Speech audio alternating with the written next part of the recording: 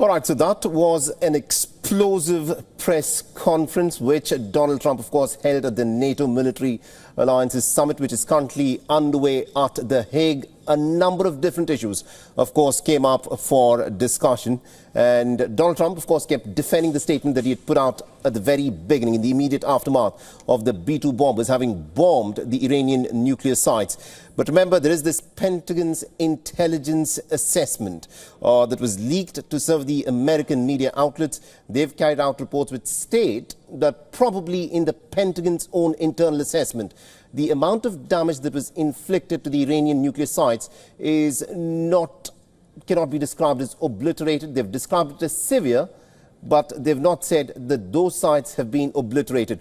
But Donald Trump, in the comments that he made, said that this is, of course, a nuclear program that the Iranians will not be able to pursue further, and that till kingdom comes, Iran will not have a nuclear program.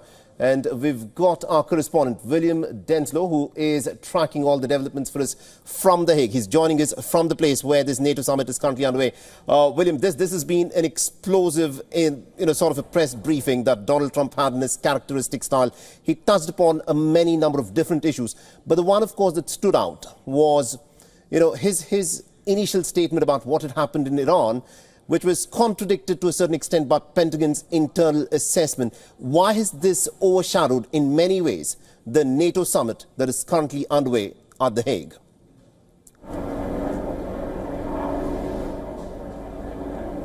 Well, it really has dominated sentiment behind the scenes here at this summit, and Donald Trump has been giving that address in this building. You could see just behind me, and he was asked by a number of journalists about just how effective those US strikes on Iranian nuclear facilities were.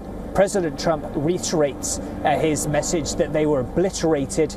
He says that the military team were incredibly successful. He said that Iran won't be in the nuclear game going forward. This, as you mentioned, really contradicts what we've seen reported in US media, citing unnamed officials with access to a report that suggests that the impact of those strikes might have been somewhat limited, even only putting Iran back a couple of months when it comes to their nuclear program. According to these preliminary investigations, President Trump, in a bombastic fashion, very much downplayed that, describing this reporting from CNN and the New York Times, once again calling those major US media outlets as fake news. So a strong rebuttal there from the president. It's also been interesting in the last couple of days to hear from other nations here at the summit react. And we heard from Kaja Kallas, the EU's top diplomat, for example. She said that it was incredibly unlikely that Iran's nuclear program had been erased. She stressed that is why it's important for diplomatic channels to continue. Keir Starmer, the UK Prime Minister, says that this is now an opportunity for diplomacy to really take hold. Indeed. Thank you very much, William Denslow, for joining us and getting us all those updates from The Hague there.